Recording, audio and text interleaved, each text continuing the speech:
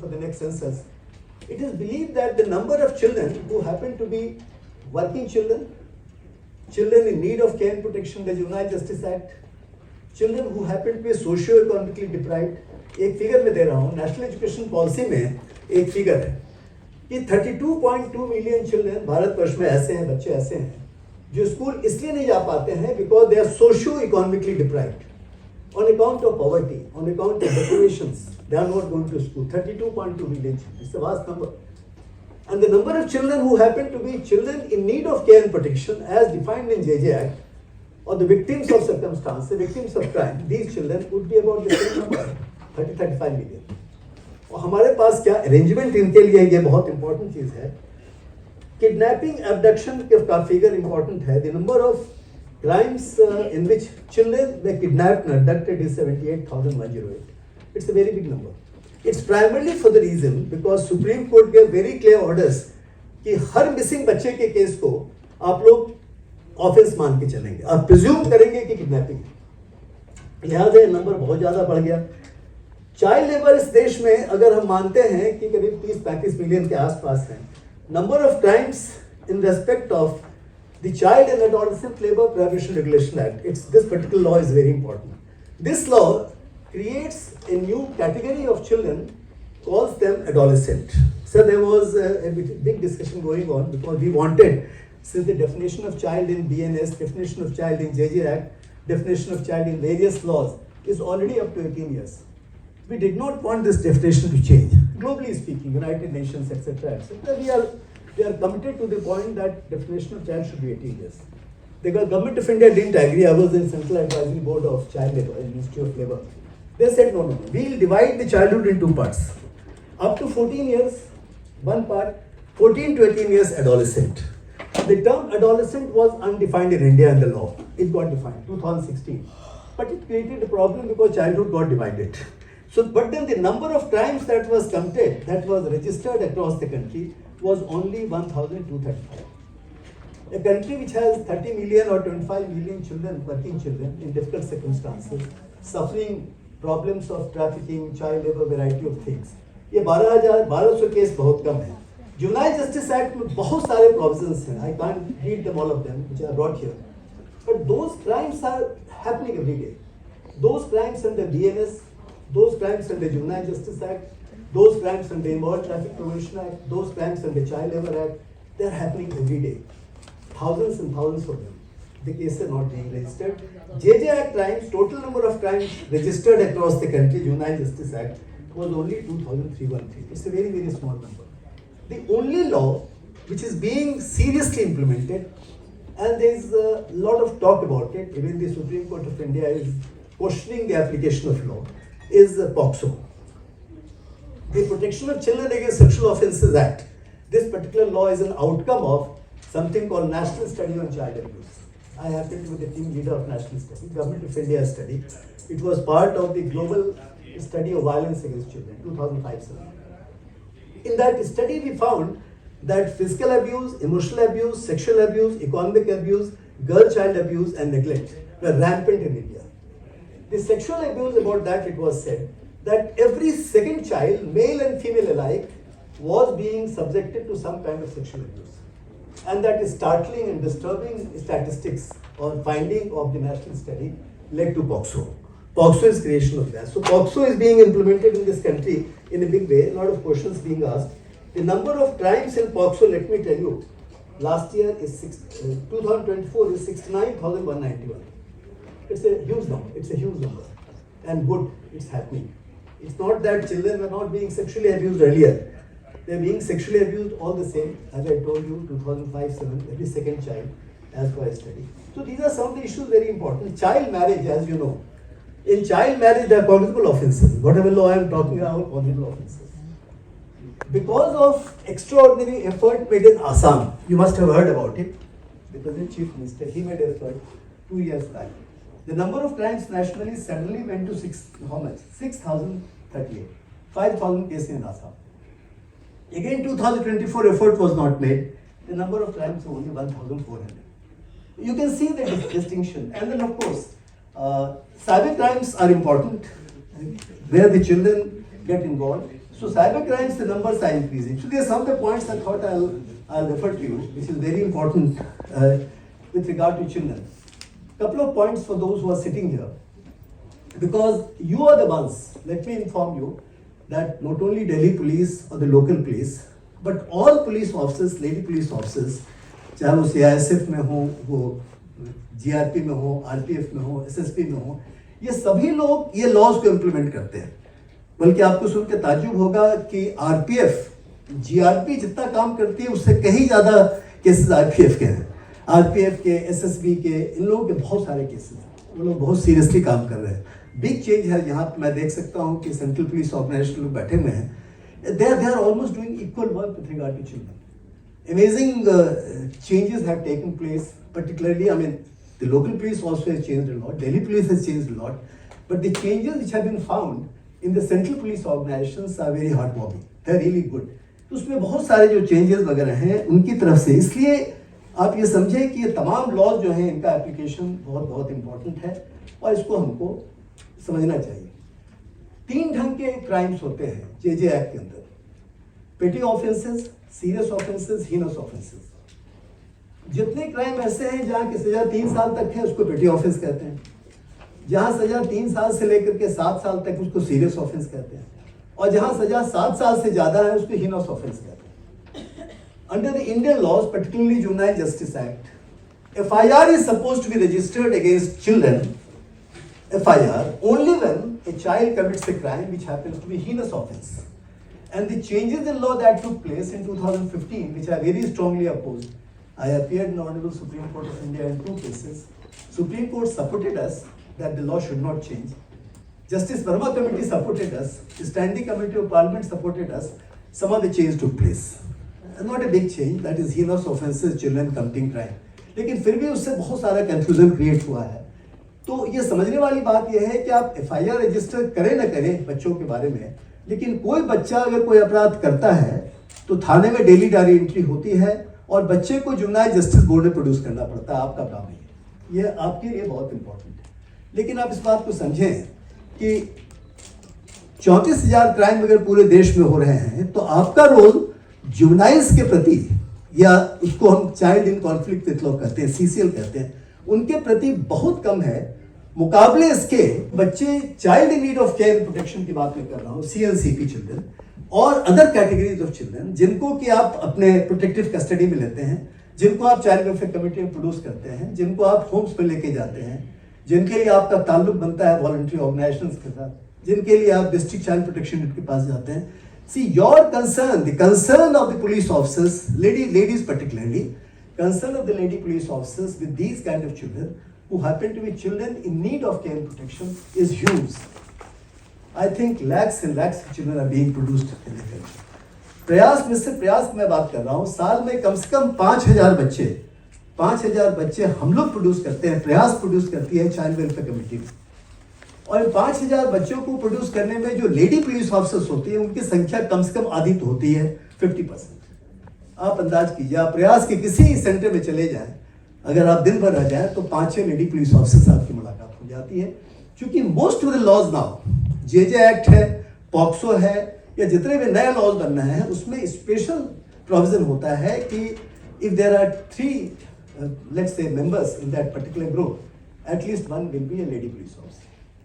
जैसे for example special juvenile police unit, आप लोगों को मालूम है, the law provides, juvenile justice act provides that any child और every child, whether the child is involved in a crime or not, whether the child happens to be a child in conflict with law, or the child happens to be a child in need of care and protection, or the child happens to be a child victim of crime, they have to be dealt with by the body called Special Juvenile Police Unit. आप members होंगे, बहुत सारे बैठे हुए हैं यहाँ पे ना. स्पेशल जुवेनाइल पुलिस यूनिट जो होती है वो डिस्ट्रिक्ट लेवल पे होती है, एक डिवाइस पे उसको हेड करता है. और जितने थाने होते हैं, हर थाने में आपके चाइल्ड वेलफेयर पुलिस ऑफिसर्स होते हैं. और चाइल्ड वेलफेयर पुलिस ऑफिसर्स मिल करके, जो सारे थाने के चाइल्ड वेलफेयर पुलिस ऑफिसर हैं, मेजॉरिटी लेडी पुलिस ऑफिसर होती है. स्पेशल जुवेनाइल पुलिस यूनिट के साथ एक कमेटी होनी चाहिए, सोशल वर्कर्स होने चाहिए, 2 या 3 सोशल वर्कर. उनमें एक कंपल्सरी है कि कोई लेडी पुलिस, एक लेडी होगी, एक वुमन होगी.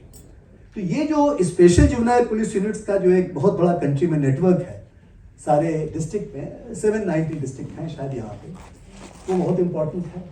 और जो मैंने कहा पहले कि 16,000 प्लस जो पुलिस स्टेशन हैं जहाँ के भरोसा डेस्क बनाए गए, भरोसा डेस्क भी आप ही रन कर रहे हैं, लेडी पुलिस ऑफिसर रन कर रही है। और ये इनमें हर every police station should have at least 2 persons who will be called child welfare police officer, और जिसकी जिम्मेवारी होती है कि बच्चा एक जुवेनाइल के तौर पे आता है, एक क्राइम विक्टिम के तौर पे आता है, या child in need of care protection के तौर पे आता है, उसको उसकी आप देखभाल करें, उसकी रिस्पॉन्सिबिलिटी आपकी हो जाती है। और ये कानून ये कहता है कि आप बच्चे को, अगर बच्चा जुवेनाइल है या बच्चे ने क्राइम भी कमिट किया है, तो पहली चीज है, law provides very clearly that you take over the responsibility as the parent, as guardian. It's written in the law. You are not supposed to be just a police officer. You are not supposed to be just treat the child like any other criminal or any other person who happens to be part of a legal process. You are supposed to be the guardian of the child, the parent of the child. Specified है कि आप medical कराएंगे, खाने पीने का इंतजाम करेंगे, कपड़े को देखेंगे, परिवार को बताएंगे, प्रोबेशन ऑफिसर को बताएंगे, या वो तमाम चीज करेंगे जो कि कोई गार्डियन जिसको करना चाहिए। तो ये जो बहुत बड़ा फर्क है, ये जो बहुत बड़ा परिवर्तन है ना, ये परिवर्तन के लिए शायद हम तैयार अब तक नहीं हुए। हमारा the grief which I carry because of working in this area for 38 years now, that change has to be accepted। ये बहुत जरूरी है। एक दो बात और बहुत इंपॉर्टेंट है, I think the time is almost over, I have lot to say but I would like to limit myself here, कि आप ये देखें जुवेनाइल जस्टिस सिस्टम या चाइल्ड प्रोटेक्शन लॉज, इनके अंदर जो पुलिस का रोल होता है, number 1, the police is not supposed to investigate a crime and collect evidence. Even in crimes where children have committed heinous offences, the police investigating officer is supposed to collect evidence only with regard to 2 things. Number 1, the circumstances of apprehension of the child. We don't call arrest, we call apprehension. The circumstances of apprehension, किस हालात में बच्चे को police ने अपने custody में लिया। Number 2, background, उस बच्चे का बैकग्राउंड क्या है, एंटीसेडेंट क्या है। आप एविडेंस कलेक्ट नहीं करते। जुवेनाइल जस्टिस बोर्ड के सामने बच्चे को प्रोड्यूस किया जाता है, एविडेंस की चर्चा नहीं होती है, लॉयर नहीं होता है, प्रोसिक्यूटर नहीं होता है, डिफेंस नहीं होता है, कन्विक्शन नहीं होते हैं, इंक्वायरी होती है, डिस्पोजिशंस होते हैं। We have to understand it. Majority of police officers sir are not able to understand that the entire concept of criminal justice system, all the entire lingua, the child is not arrested, child is not subjected to investigation, variety of things. बच्चा jail नहीं जाता है, home जाता है। अगर heinous crime commit भी करता है तो प्लेस ऑफ सेफ्टी में जाता है, किसी जेल में नहीं जाता है। These are very important things. ये लोग समझ नहीं पाते हैं। इसके 2 पक्ष, एक पक्ष तो ये है कि बच्चे को आप सेपरेट वहां ट्रीट कर रहे हैं, लेकिन दूसरा ये है कि the entire inquiry happens to be in camera. जब वो इन कैमरा इंक्वायरी होती है तो बच्चे को डिफेंस प्रोड्यूस करने का भी मौका नहीं है, उसके पास उसके लिए कोई वकील नहीं होता है, उसके लिए आप होते हैं, हम होते हैं, तमाम लोग। और आपको बता दूं एक और चीज, when juvenile justice board which is the court for the children who commit crime, when they take a decision, the decision is primary based on 2 reports. One is called social investigation report. Social investigation report is given by a probation officer, a case worker, a social worker, and that is far more comprehensive, far more important. The police is supposed to, the investigating officer is supposed to give something called social background report. The contents of the social background report, as I mentioned to you, is very limited, and the content of the social investigation report under the law is very vast. So ultimately, the Juvenile Justice Board, which is headed by a principal magistrate, is supposed to take decision based on the social investigation report, जो बहुत important होता है। अपने role को आप देख लीजिए। Police वालों का जो, पुलिस ऑफिसर्स का जो रोल होता है, पर्टिकुलर लेडी पुलिस ऑफिसर, क्योंकि मुझे ये पता लगा, अभी मैं कुछ इन्फॉर्मेशन ले रहा था कि जैसे अभी यहाँ पे पॉक्सो में कोई 1700 केस हुए, एक एग्जाम्पल दे रहा हूँ, और जो अभी कन्विक्शंस हुए, जहाँ पे कन्विक्शंस हुए, कन्विक्शंस इसलिए हुए पॉक्सो के केसेस में कि लेडी पुलिस ऑफिसर्स का बच्चों से, परिवार से गहरा ताल्लुक था। वो परिवार को कन्विंस कर सके, बच्चे को समझा सके, और जो सपोर्ट पर्सन एक क्लास होता है, लॉयर्स होते हैं, सोशल वर्कर्स होते हैं, उनके साथ मिलकर वो काम कर सके, बहुत बड़ी संख्या में, अभी एक साल की खबर मुझे मिली कि 98 कन्विक्शंस बिहार में हुआ, जो हमारे सपोर्ट पर्सन्स और लेडी पुलिस ऑफिसर के कॉम्बिनेशन की वजह से हुआ। 35 अभी कन्विक्शंस राजस्थान में हुए, पॉक्सो की बात कर रहा हूँ मैं। ऐसे कन्विक्शंस सैकड़ों हजारों की संख्या में जो हो रहे हैं। So the point I am trying to make, friends, that this juvenile justice system creates a framework. It is a law where crimes are there. It's a law which takes care of these millions of children who are CNCP and CCL. But then it is also the framework for all laws relating to children. Child protection से, बच्चों से connected सारे laws इसी framework पे काम करते हैं, जिसको समझना बहुत जरूरी है और ये आपके लिए बहुत बहुत इम्पोर्टेंट है। और मैं समझता हूँ कि जो रोल लेडी पुलिस ऑफिसर्स का आज हो रहा है, क्योंकि आप मेजॉरिटी में हैं ऑलरेडी वहाँ पे, आप समझ लो मेरी बात। The majority of those desk, majority of those people who are handling the police station और district level, the children's laws, JJs system etcetera happen to you, the lady police officer. You have a role to perform. So starting from the time, I would like to close here, starting from the time when we started FEAS, 1988, and now there is a sea change. You are no more part of community policing. You are no more part of peripheral policing. You are the mainstream policing. Far more important than anything. Thank you. Hello, sir. I think it was a wonderful talk. 1988 से 2026. A very long journey since the institution of RIAS. और आपने कितना बहुत ही सरलता से हम लोगों को समझाया कि कंट्री के लॉज में क्या परिवर्तन आया, particularly on issues relating to handling the crime relating to children. और जो आपने बहुत बढ़िया बात कही, क्योंकि ये बात सही है कि बेसिकली जो क्रिमिनल जस्टिस सिस्टम है उससे तो हम लोग पुलिस वाले ज़्यादातर अच्छे से परिचित हैं, majority of our work is relating to that. But when it comes to handling the like crime relating to children, what they call children in conflict with law, I think there is an entirely different jurisprudence.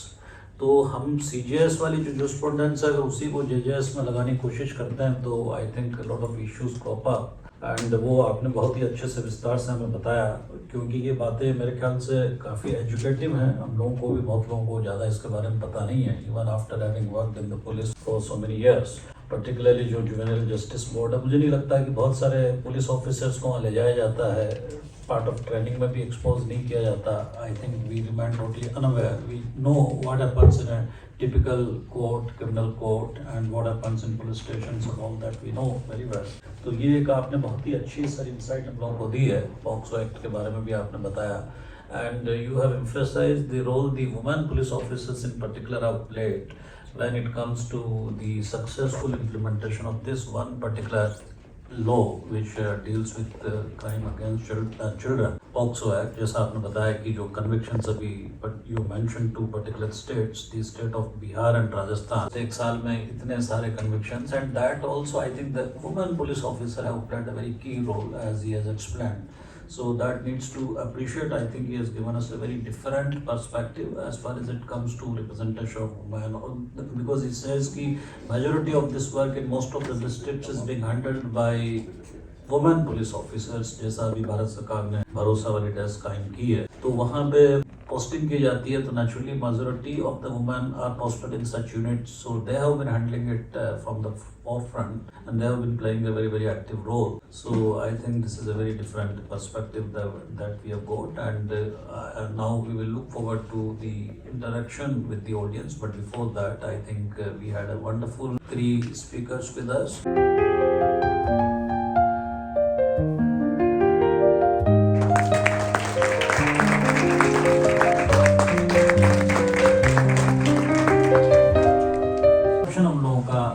आधार पर है, तो बहुत ही अच्छी field study के रूप में आपने एक बहुत अच्छी wonderful report, she was the one who led that particular project. तो इसी तरह से अभी डॉक्टर अनिल अग्रवाल थे, जस्ट चले गए, इम्पोर्टेंट था सर, उनका कोई काम था, but he was with us in the first session, principal director forensic science laboratory. Shyam sir हमारे साथ. Sir is again very senior retired IPS officer of 1970 batch from Assam Meghalaya cadre. Not only the people from the bureaucracy, but we also have people who have been working in various social fields. Distinguished उन लोगों का अपना एक काम रहा है. We have Madam Maya Dharwala with us. जो लोग जानते होंगे मैडम को, कॉमनवेल्थ ह्यूमन राइट्स इनिशिएटिव है, एक ऑर्गेनाइजेशन, बहुत पुरानी ऑर्गेनाइजेशन है।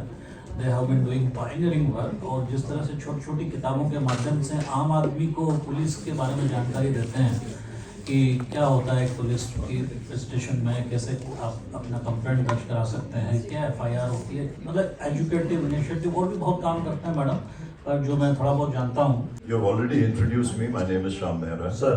I retired nearly 2 decades back. Sir. So pretty advanced in age. So kind of you, sir, that you. So I'm enjoying this seminar. Age तो कितना? बड़ा अच्छा सेमिनार है। ऐसी चीजें डिस्कस करी जा रही हैं जो जिससे मैं तो वाकिफ नहीं था, बिकॉज ज़्यादातर ऑपरेशनल एरियाज इंटेलिजेंस वगैरह में काम किया, पुलिस में भी किया, आई मीन यूनिफॉर्म पुलिस में। तो सेमिनार के लिए can I start the question session? सबकी परमिशन से हिंदी में बात करूंगा। हाँ जी। मैं मैसेडोनिया प्राइम मिनिस्टर के भारतीय दौरे का एनवॉय हूँ वर्ष 2015 जनवरी से। सौरभ सोमानी मेरा नाम है।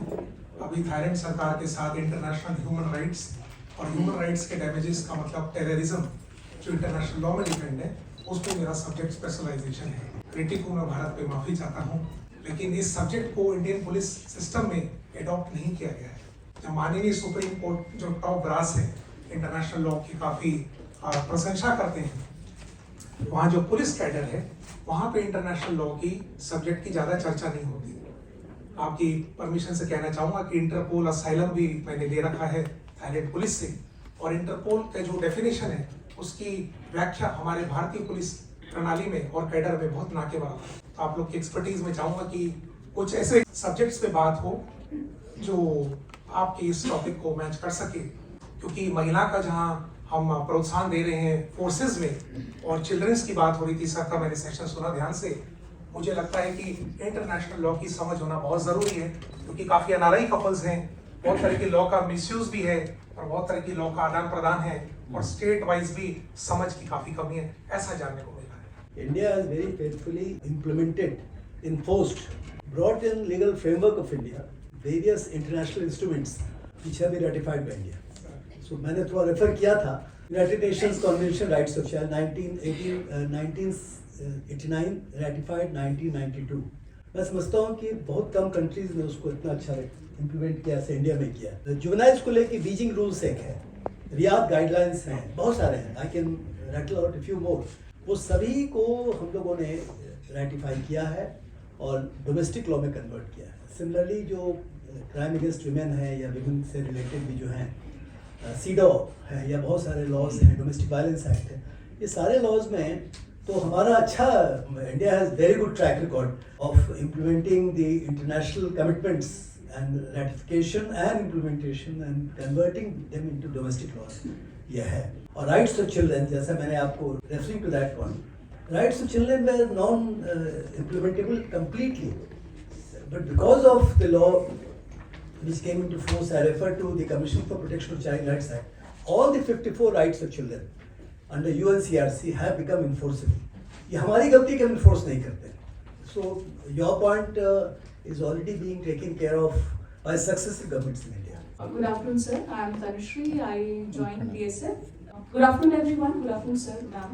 I am Tanushree Parikh. I am a BSF career officer, and I am fortunate to join BSF as the first lady officer in combat role in the year 2013. It's the 11th year of my service. I worked in Punjab, Kashmir, and presently at the BSF headquarters.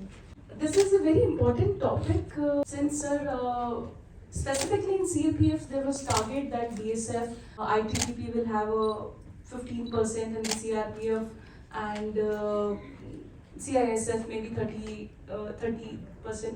But presently, BSF has 4.8% female, and that 4.8 also majority is of supporting cadre. The GD cadre remains 3% of it, and we started recruiting in 2008.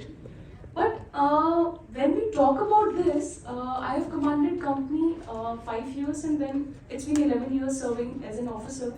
What I feel that subordinate officer rank is definitely a bridge between the policy makers and the executors, and we need more of them in the CAPFs, in the policing, because they are the ones to whom we pass on the orders, and they are the one who execute this on the ground and give us the feedback. there are 2-3 things when it comes to the women. First thing is, sir, it is good that the government of India has increased the maternity leave from 3 months to 6 months now. Even 6 months doesn't suffice because you leave your 6 months kid and you come back home. So even when you serve in the civil departments, it is understandable that you go at 6. But in policing, leaving 6 at the office or you have a different working hours, so it's a criminal to leave your job during the duty and you go and feed your kid. So we have this mentality, being more of the patriarchal force, that these female have come against the male vacancies. When they go to the maternity leave, when they go to the child care leave, there is a long duration when that particular strength is absent. And the man has to do this double labor. So the male force cannot go to the leave. They get the more duties. This mindset is the criminal mindset, and until that mindset has to be addressed, that if a female who has come has gone to the maternity leave or the child care leave and उसकी छुट्टी की वजह से mail को ज़्यादा काम करना पड़ रहा है, I think every woman who is wearing uniform will can connect more to it, because we being even these supervisory officers cannot enforce it. It is the mindset which is, as sir has mentioned, that Pillai sir has said that these patriarchy and these things, they are the part of you growing up. Any organization cannot change it, but some statutory convention, because I was just trying to find out the solution, because problems exist but we have to work for the solution. So making a leave reserve for the female staff is very important. Until we have a leave reserve, so we have 3.8% of the female, even 3.8%, some 20-25% will always be on leave. If I don't have a leave reserve of them, I don't have even 2% on the ground. That is a technical issue which is there on the ground. If I have a company with the 20 females and out of 20 females, 2 will go to the course, 2 will be on childcare leave, 2 will be on maternity leave, I will be having 3 of them. The 3 will be doing the gate rotation duty. Then every time they will come to me for the leave, I'll really have a difficult time giving them leave. So that leave reserve concept has to come, and the mentality that the female go to the leave and that's why male has to work more. It has to be addressed from writing more essays, more write-ups, and having these sort of conversations. Second, sir, the infrastructure and the backup mechanism. Every lady officer from Kiran Bedi ma'am to any, I joined as the first lady officer. The toilet thing is it is a very minuscule thing, but then it exists, and of course we have grown up, the number of toilets have increased and it needs to be done. So that's one part of it. I'll give you an example of the crèche facility. Entire CGO complex doesn't have a crèche, sir.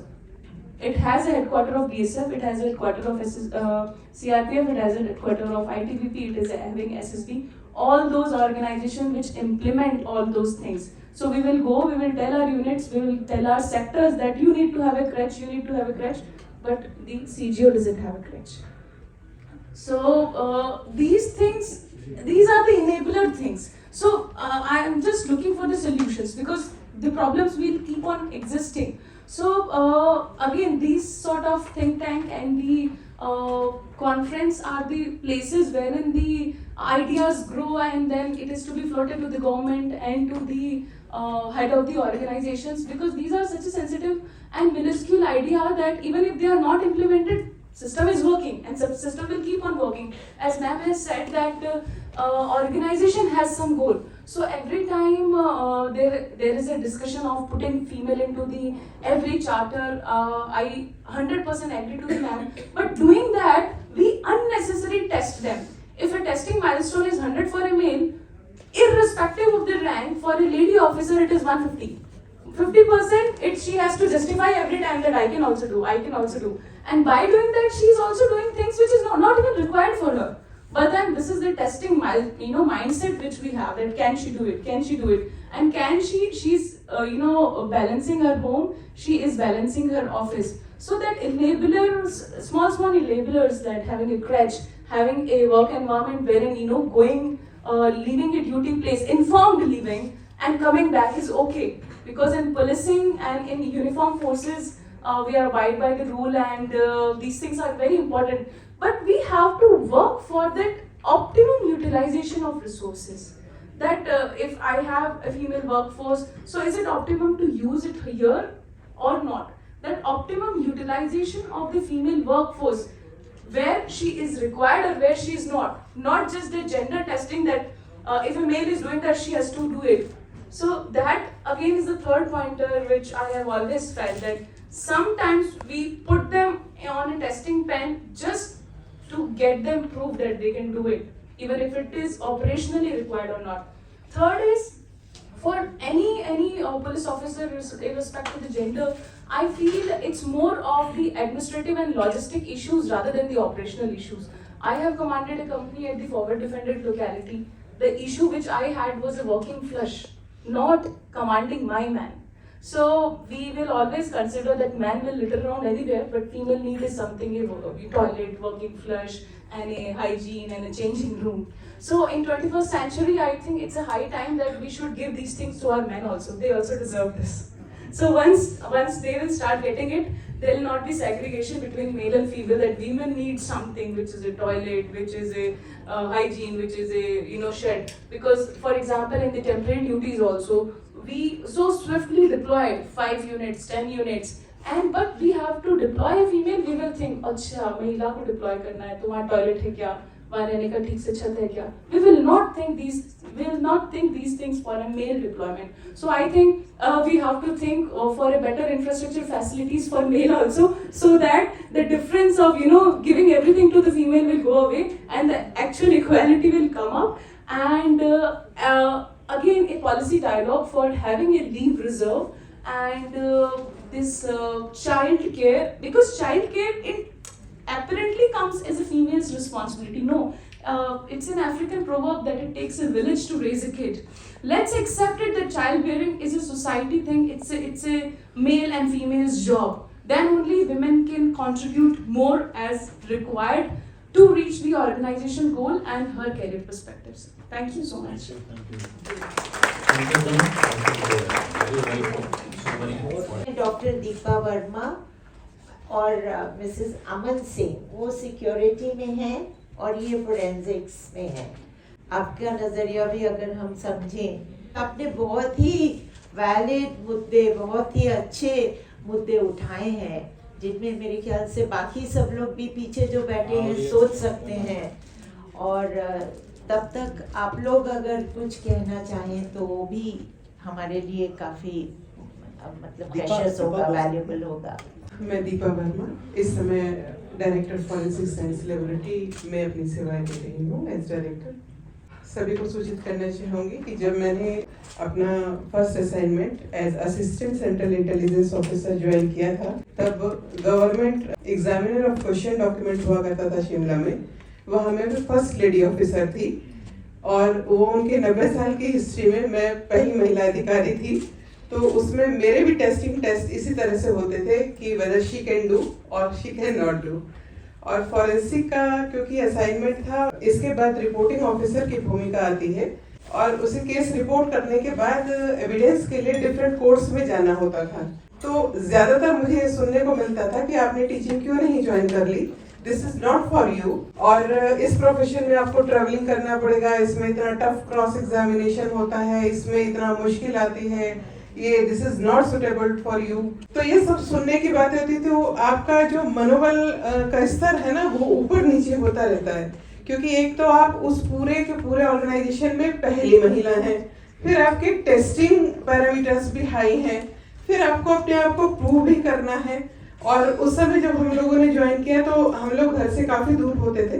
यहाँ district Saharanpur पे मेरा घर होता था और शिमला जब हम होते थे तो कोई मोबाइल की फैसिलिटी भी नहीं थी और वीडियो कॉल और कॉल की इतनी फैसिलिटी भी नहीं थी। तो एसटीडी बूथ से जाकर घर पर बात करनी पड़ती थी। तो उसका लिमिटेड एक टाइम हो सकता था कि रात को 7 बजे या 9 बजे के बाद जब हम जाते थे तो हम इतनी चर्चा घर में नहीं कर सकते थे। फिर एक जो महिला होती है ना, वो संवेदनशील भी अधिक होती है, वो कितनी बात घर में बतानी है और कितनी नहीं बतानी है उसका भी एक फिल्टर रखती है। तो जितनी भी ये दिन भर की चर्चाएं होती थी वो हम पार्शियली शेयर करते थे। उसमें मनोबल पिता की तरफ से भी मिलता था, माता की तरफ से भी मिलता था कि आप सेलेक्ट हुए हो, कभी ना कभी तो कोई सेलेक्ट होती ही लड़की, और उसे भी इन्हीं सबसे निकलना पड़ता, तो आप क्यों नहीं। वो मनोबल काफी सहायक होता था। लेकिन इसके साथ मैं ये भी कहना चाहूंगी कि उस डिपार्टमेंट में बहुत अच्छे अधिकारी भी थे जिन्होंने हमें बहुत ही नर्चर किया और हमें काम करना सिखाया। तो इसका परिणाम ये रहा कि जितने भी इम्पोर्टेंट केसेस थे उसकी जो टीम तैयार होती थी उसमें ACIU में मेरा नाम जरूर शामिल होता था। और उस समय से लेके फिर हम लोगों ने इस अपॉर्चुनिटी को आगे बढ़ने की जब टेस्ट की, तो दिल्ली में दिल्ली पुलिस द्वारा जो FSL सेटअप की जा रही थी उसमें सिलेक्शन हुआ है सीनियर साइंटिफिक ऑफिसर, और हम लोगों ने ज्वाइन किया। रामोद सर का वो FSL का जो प्रोजेक्ट था आज बहुत फला फूला है, और मैंने भी बहुत सारे पदों पर काम करते हुए फिर जब मुझे डायरेक्टर की रिस्पॉन्सिबिलिटी मिली तो मैंने भी उसे स्ट्रेंथन किया।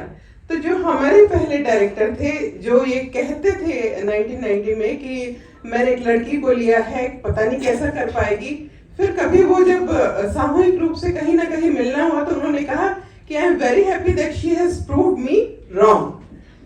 तो इस सब के साथ इन चैलेंजेस को एक्सेप्ट करते हुए आगे बढ़ने में बहुत अच्छा भी लगा, और इसमें हम लोगों के अंदर जो छुपी हुई प्रतिभाएं थी उनका भी बहुमुखी विकास हुआ। तो किसी भी वुमन का वर्क फोर्स में होने के लिए बहुत सारी चीजों का साथ मिलना जरूरी है। जैसे अभी तनु ने कहा है कि एक तो ये मान लिया जाता है कि महिला जो है वो पुरुष की पोस्ट पर आई है, जबकि किसी भी पोस्ट का कोई जेंडर नहीं होता, उसे एक रिस्पॉन्सिबिलिटी असाइन की जाती है, उसे उसके आउटपुट्स देने होते हैं। कौन कितना बढ़िया दे सकता है वो उसकी निजी प्रतिभा पर निर्भर करता है। तो कहीं भी वर्क फोर्स में ऐसा नहीं है कि वुमेन वर्क फोर्स है तो वो इंफीरियर रहेगा, उसका जो आउटपुट है, और मेल है तो उसका सुपीरियर रहेगा, या वैसे वैसा ऐसा रहेगा। लेकिन चीजों को जैसे कि CCL है, तो हमारे सर्विस टेन्योर में CCL का कंसेप्ट आया सर, 730 लीव्स होती हैं, लेकिन क्योंकि बहुत नया कंसेप्ट था और CCL विशेष रूप से फिर उस समय ये माना गया कि जो एंट्री लेवल पर काम कर रही हैं महिलाएं उनको तो दे दिया गया। सर मुझे मुश्किल से 20 लीव मिली, और मेरे जो 700 लीव्स थी वो ऑफिस के कार्य में नहीं, पर मुझे उसका कोई खेद नहीं है। आई फील हैप्पी कि मेरी आवश्यकता थी तो मुझे ऑफिस ने उस लीव को नहीं दिया क्योंकि प्रेजेंस जरूरी थी। तो 3-4 चीजों का अगर हम वर्क फोर्स में वुमन को स्ट्रेंथन करना चाहते हैं, 3-4 चीजों का ध्यान रखा जाना बहुत जरूरी है।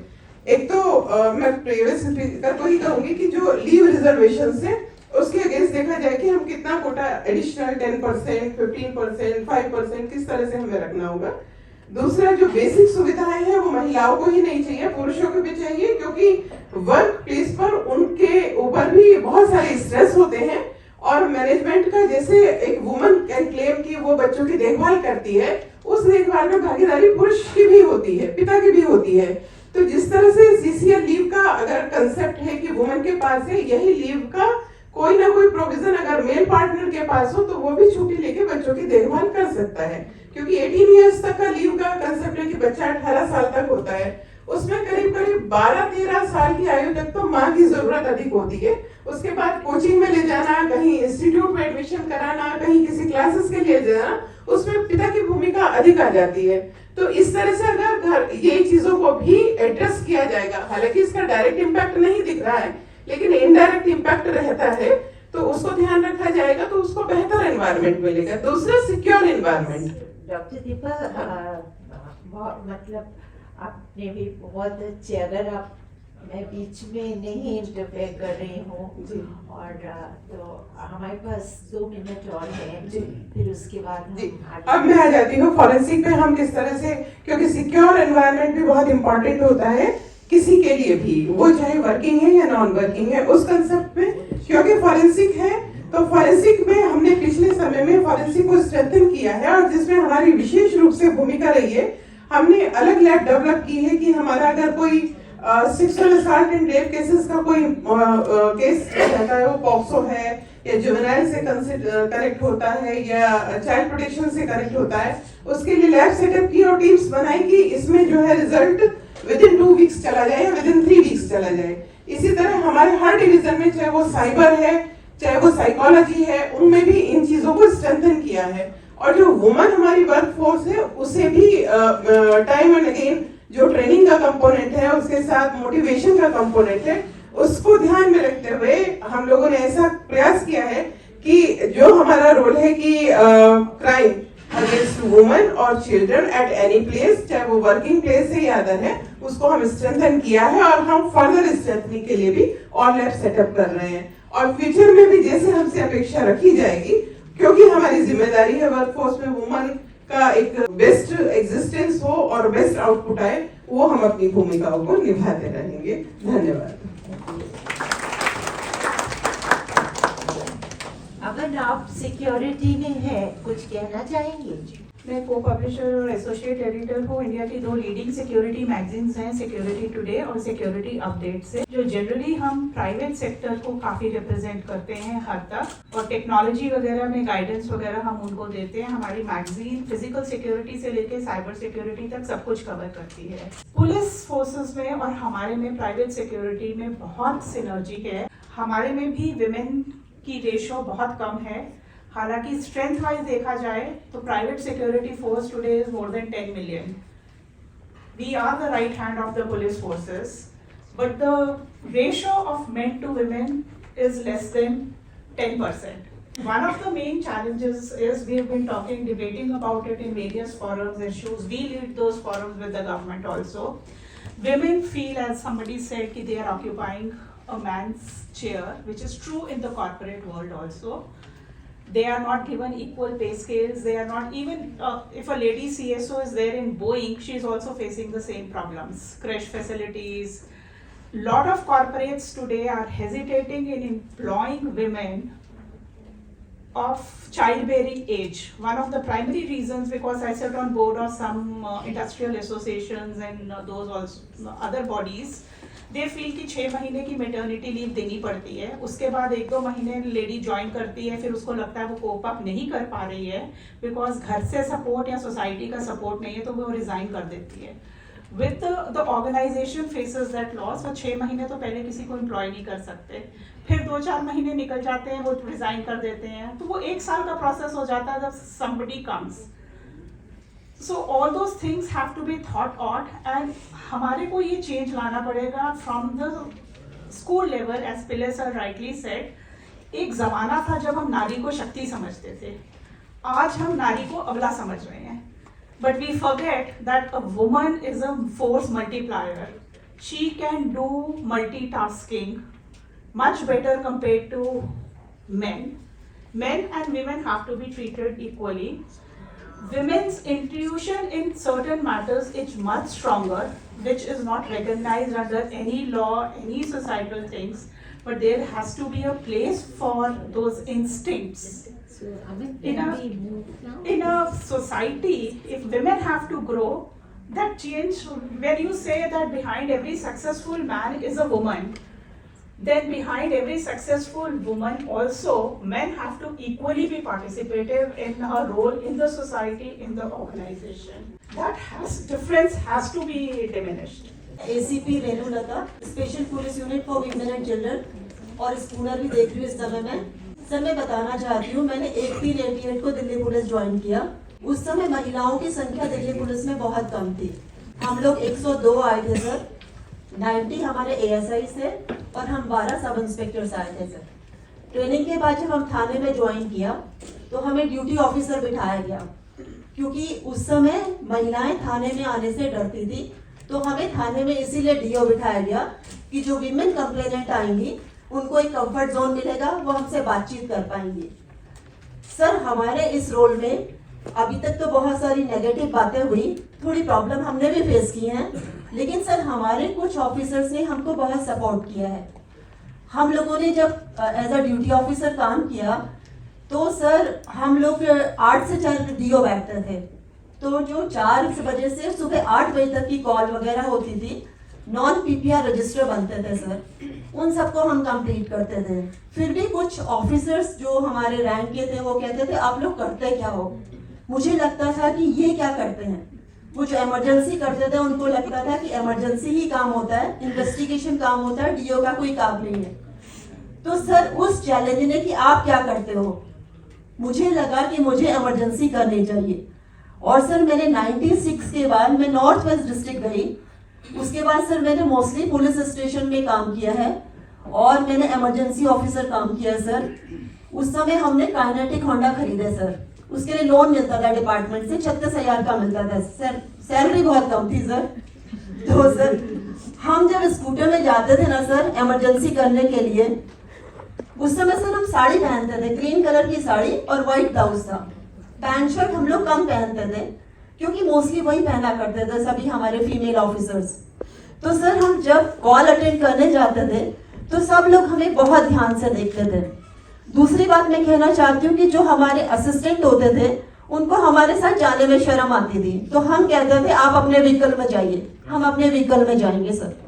और सर मैं आपको अशोक विहार के अपने एक्सपीरियंसेस बताना चाहती हूँ कि सर जब भी मैं कॉल पे जाती थी मेरी 9 से 5, 9 से 6 इमरजेंसी होती थी। तो सर उस पीरियड में हम लोग जब एरिया में गए, लोग शराब पी के मार पिटाई करते थे, घर में झगड़ा करते थे। तो सर मैं डेली 750 के हमारे कलंदरे बनते थे सीआरपीसी के, 107, 150, 107, 151 में हम अरेस्ट करते थे सर। उस जमाने में मैं 2 विटनेस भी रखती थी, अरेस्ट करती थी और एससीएम कोर्ट में पर्सनली लेके जाती थी सर, और इंश्योर करती थी सर ये लोग जेल जरूर जाएं। उसके बाद सर क्या हुआ कि 9 से 6 लोगों ने झगड़ा करना बंद कर दिया।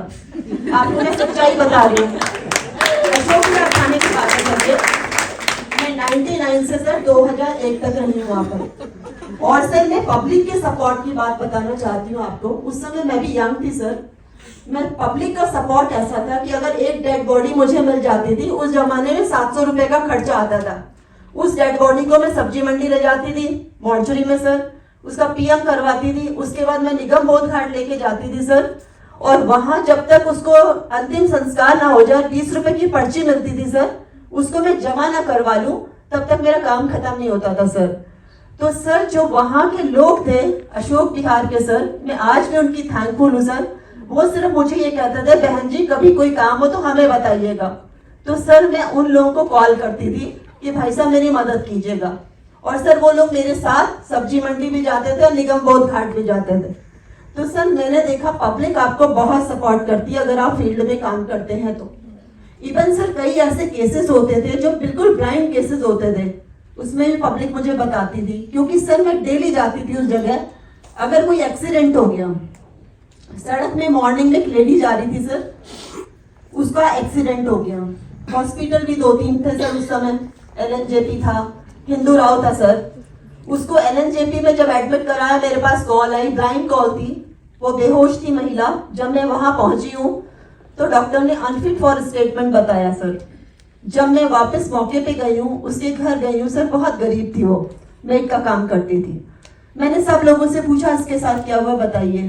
पहले तो मुझे लोग देखते थे कि क्यों आती है रोज, मैं सर रोज स्कूटर उठाती थी और रोज एरिया में वहां चक्कर लगाती थी, इसके साथ क्या हुआ।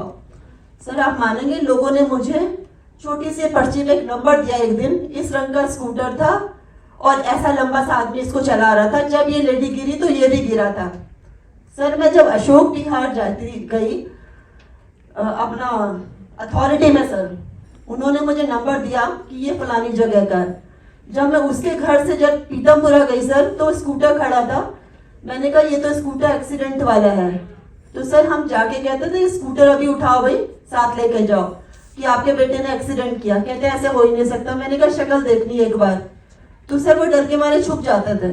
तो मेरा कहने का मतलब सर सिर्फ इतना है, पब्लिक ने मुझे तो बहुत सपोर्ट किया है, और जहां भी मैंने काम किया सीनियर्स ने भी मुझे सपोर्ट किया और पब्लिक ने भी मुझे हमेशा सपोर्ट किया सर। और अब मेरी लास्ट पोस्टिंग ये स्पूआक में चल रही है, मुझे जनवरी 27 में रिटायर होना है।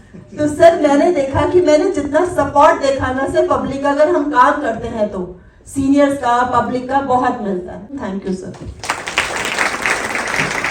दिल्ली में मेरी पोस्टिंग चल रही है और हम 2006 के बैच के भर्ती हैं, और 2006 का जो सिपाहियों का सबसे बड़ा बैच था दिल्ली पुलिस का, सबसे पहले 1000 लोगों की जो की भर्ती 2006 में हुई, तो बहुत फेमस भी था बैच। आज भी उस बैच की बात होती है जब भी हम कहीं जाते हैं, अपनी आमद कराते हैं किसी भी पुलिस स्टेशन में, 2006 के बैच के हो। पता नहीं क्या माइंड सेट है, लेकिन हर जगह ऑर्गेनाइजेशन में एक होता है ऐसा, ऑर्गेनाइजेशन कोई बेकार नहीं होती, व्यक्ति बेकार होता है। तो मैं भी पॉजिटिव चीज़ों पे ही बात करूंगी। जब हम 2006 में भर्ती हुए उस टाइम पढ़ रहे थे, एज भी ज़्यादा नहीं थी, तो हमारे जो जैसे मैं बिलोंग करती हूँ जिस समाज से, वो कहा कि क्यों ना आप टीचर बने, पुलिस ही क्यों ज्वाइन की।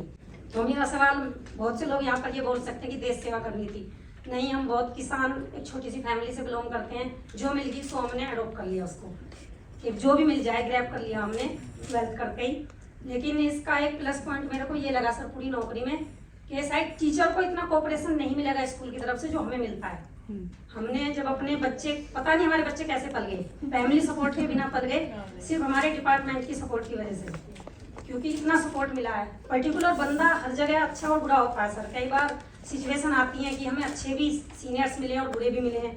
कई बार वनडेज की सीएल भी हमें नहीं मिली है ज़रूरत पर, लेकिन हमने अपने आप को ऐसा ढाल लिया कि नहीं, हम स्ट्रॉन्ग हैं क्योंकि हम पुलिस हैं। एक बार सर मैं थोड़ा सा मोटी हो गई थी, तो मैंने जिम ज्वाइन किया। तो वहाँ जिम में क्या था, लेडीज ना हमेशा पुलिस की बुराई करती थी। तो जहाँ पर पुलिस की बुराई होती है, मेरे को पता नहीं, ऐसा लगता है कि मेरे किसी फैमिली मेंबर की बुराई हो रही है, मतलब मैं पर्सनली ले जाती हूँ। तो मैंने वहाँ पे बोला कि पुलिस सबके लिए बुरी है। हम जिस भी बंदे से बात करते हैं, कोई पुलिस की तारीफ ही नहीं करता, लेकिन पुलिस के बिना किसी का सरता भी नहीं। सबको पुलिस चाहिए। अभी आप जिम से निकलो, आपका फोन चोरी हो जाए, आपको कौन याद आएगा, मम्मी या पापा या भैया या बहन? पुलिस। आपका फोन नंबर याद आएगा, आपका हमारे बिना काम भी नहीं चलता और आपने गाली भी देनी है। तो मेरे को ऐसा लगा कि मैं सोचती हूँ कि मैं जितने भी जन्म लूँ तो मैं पुलिस की जॉब करूँ।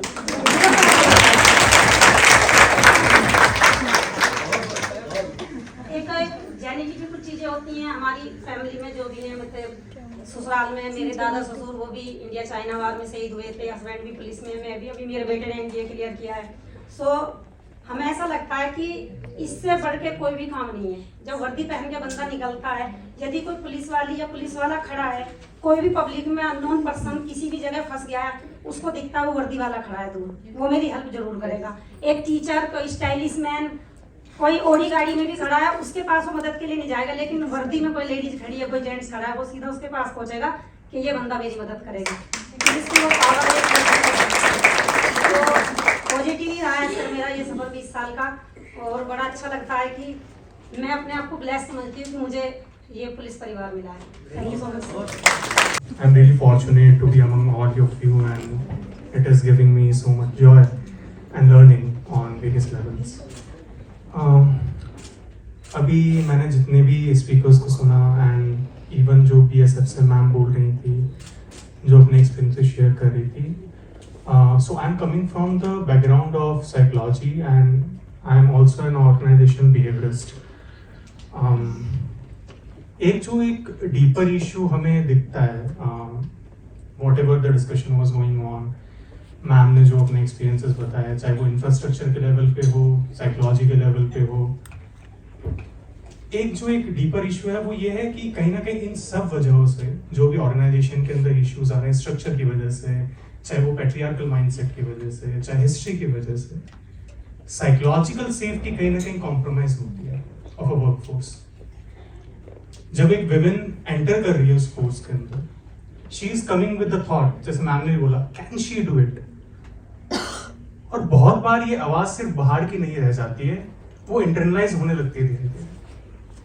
Can she do it, and she have to prove herself every time she is taking a new role और she is working on some new project. So from the organizational behaviorist perspective, if I see this issue,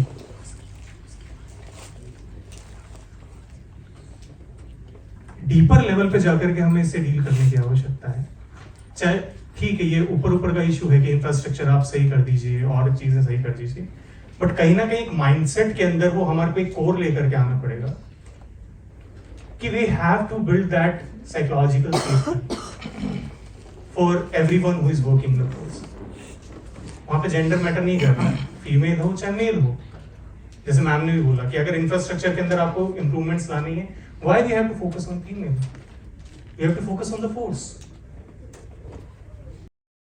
मैं ये मानने को बिल्कुल, मुझे कोई वो शर्म नहीं कि जब तक मैं प्रयास नहीं आया था मुझे बहुत चीज़ें नहीं मालूम थी. वी थॉट कि हमें सब कुछ मालूम है, वो क्या बोलेंगे, वो क्या बोलेंगे, वो क्या बोलेंगे, इट वाज ऑल प्रेडिक्टेबल. मैं पॉलिटिकल रिपोर्टिंग करता था, बट आई न्यू कि उनका क्या स्टैंड है, एवरीथिंग। यहाँ पे आके बहुत चीज़ें सीखी मैंने।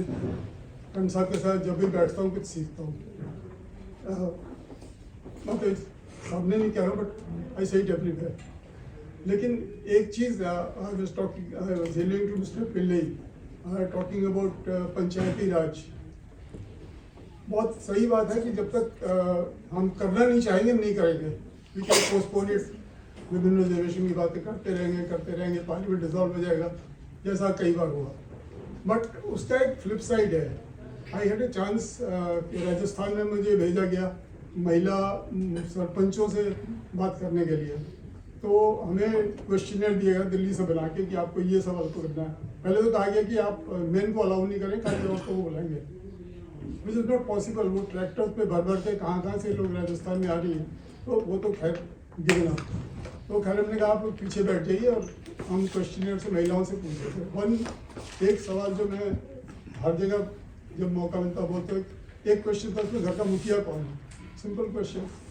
सारी औरतें घूंघट काट के बोली कि हमारे हस्बैंड मुखिया हैं, या मेरे ताऊ जी मुखिया हैं, मेरे ससुर जी मुखिया हैं।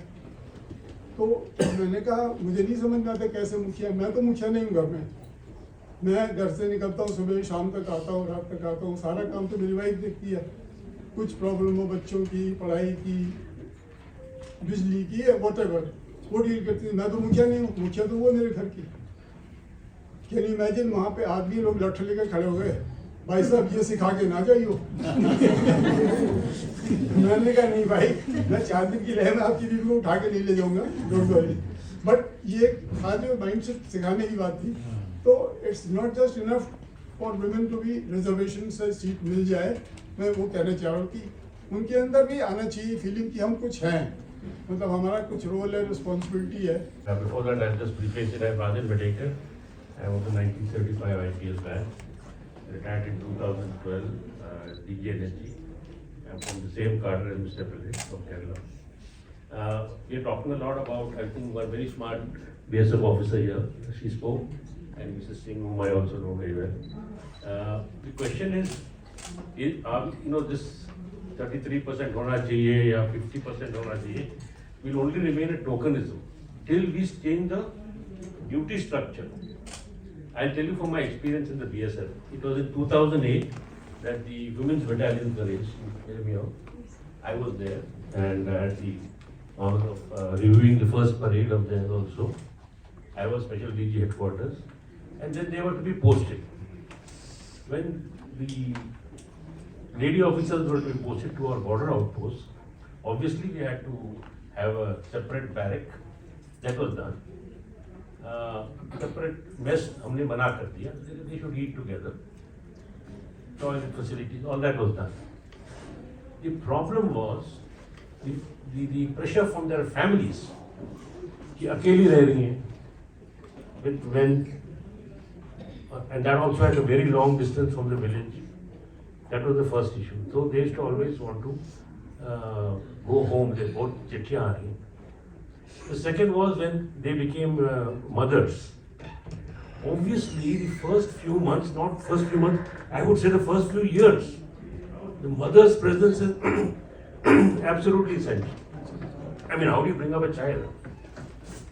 And it's not because the man can't do it, but there are some things which only the mother can teach the child, or mother can give the child.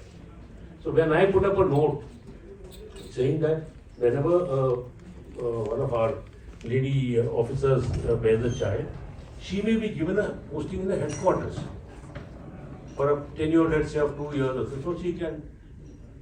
That was just turned down. कहीं ना नहीं equal है सब men को नहीं मिलता है. The third problem they faced was when they went home from their husbands. This is a very it's a social problem. It's not an organizational problem. Now, having said that, I just have one question, sir. As the police organizations are here and security organizations, what is that one non-negotiable reform we are willing to implement in the next 12 months? I mean, सब ये discussion ठीक है, suggestion. Just let us name one non-negotiable reform which we want, so that we can achieve what we are now trying to discuss. Thank you. Hello, Assistant Commandant from CRPF. I'm 2009 UPSC batch, but still assistant commander. Sir I have one not one question, मेरे कुछ points हैं। अब मैं बचपन से चलना चाहूँगी। जब मैं छोटी थी, आई वॉज इन 9th, तो मुझे बहुत शौक था गाड़ियाँ चलाने का, सब करने का, तो मैंने साइकिल वगैरह सब सीख रखा था। मैं 9th में मैंने पापा से कहा मुझे प्लीज़ सिखाओ। उन्होंने कहा बोर्ड एग्जाम्स दे दो। वो मुझे 7th से ही बोल रहे थे पहले बोर्ड एग्जाम्स दो। लकीली 8th में बोर्ड एग्जाम्स नहीं हुए, फिर मैंने कहा नहीं अब सिखाओ। मैं रोज़ स्कूटर बाहर करती थी उनका, वो हैवी स्कूटर, एंड देन वो अंदर चला जाता था, पापा लेकर आ जाते थे। फिर एक दिन उन्होंने मुझे सिखाया, मैंने सीखा, और मैं जब चलाती थी सर वहाँ पे, तो रोड्स पे लोग मेरे से रेस लगाने की कोशिश करते थे, बट मैंने कहा इट्स माई हॉबी कि मैं स्कूटर चलाना सीखूं। मुझे कोई रेस नहीं लगाना था उनसे, स्पेशली मैं जेंट्स की बात कर रही हूँ, बॉयज़ की बात कर रही हूँ। और मुझे कमेंट्स मिलते थे किस चक्की का आटा खाती हो। मतलब मैन जो डोमिनेटेड सोसाइटी है उन्हें ये लगता है कि कैसे चला रही, छोटी बच्ची चला कैसे सकती है, वो भी गर्ल कैसे चला सकती है स्कूटर। तो सर ये हमारा माइंडसेट है। खैर ये बहुत पुरानी बात है, पर आज भी यही माइंडसेट है। सेकंड सर, जब मैंने ज्वाइन किया, जब मैंने यहाँ ज्वाइन किया तो एक मतलब हमें ऑफिसर कभी नहीं बोला गया, जनरली इन जनरल हमें लेडी ऑफिसर्स बोला गया। तो मैं हमेशा बोलती थी कि if I am lady officer then of course you are gents officer, तो आपको जेंट्स ऑफिसर क्यों नहीं बोला जाता है। लेकिन सर हमेशा हमें तो लेडी ऑफिसर बोला गया, और हमेशा स्ट्रगल करना पड़ा। जैसे कि तनुश्री ने कहा कि स्ट्रगल करना पड़ता है, तो हमें भी, हम सबको स्ट्रगल करना पड़ता है। इवन हम कहीं भी हों, फोर्स में ही नहीं कहीं भी हों, सर हमें भी स्ट्रगल करना पड़ता है। अपनी इंपॉर्टेंस तब समझ में आती है जब हम लीव मांगते हैं कि लीव जाना है, तो लगता है नहीं we are very important in our battalion. Well जैसे कि सर मैं बोल रही हूँ कि लेडीज़ के बारे में हम सबकी सोच है। Even I am a lady, उसके बाद भी जैसे मैं मेरा 15 ईयर्स हो गया एज असिस्टेंट कमांडेंट, मैंने कमांड बहुत ज़्यादा कर लिया। आई थिंक पूरे CAPF में इतना लंबा टेन्योर किसी का नहीं रहा होगा। मेरे बैच का स्टैग्नेशन के कारण इतना लंबा टेन्योर हो गया, तो हमें एक्सपीरियंस भी काफ़ी ज़्यादा हो गया कंपनी कमांड करने का। तो सर हमने जेंट्स बटालियन में ही रहे हैं हम लोग। फर्स्ट टाइम मैं जब महिला बटालियन में मेरी पोस्टिंग हुई, तो मुझे लगा महिला battalion, my God, even I am a lady. उसके बाद भी मुझे लगा महिला बटालियन क्यों भाई, नहीं वो तो करते नहीं होंगे कुछ जॉब वैसा, मतलब बहुत कुछ दिमाग में बहुत सारे क्वेश्चंस आ रहे थे। जब मैं पोस्ट हुई, हार्डली 15 डेज बीत गए, तो मुझे लगा कि दे आर इक्वल, ये उतनी अच्छी ड्यूटी कर रही है जितना हमारा एक मैन पर्सन करता है। क्योंकि सर मेरी पोस्टिंग उस बटालियन में हुई थी जो 1986 में रेज हुई थी, और वर्ल्ड की फर्स्ट महिला बटालियन है जिसमें पूरी महिलाएं थी। 88 महिला बटालियन CRPF इसने स्टार्ट किया था महिलाओं को करना, और 87 में ही ये श्रीलंका जाकर हैती में बहुत अच्छा काम करी। ये बटालियन इसने प्रूव किया कि महिलाएं बहुत कुछ कर सकती हैं। उसके बावजूद मैं सोच रही थी कि मैं कैसे जाऊँ। जब मैंने इन्हें देखा परखा, तो मुझे लगा नहीं ये किसी से कमतर नहीं है। तो ये हमारी सोच है, इवन ये महिलाओं में भी सोच है कि महिलाएं नहीं कर सकती, तो हमें अपनी सोच को सुधारना बहुत ज़्यादा जरूरी है। और सर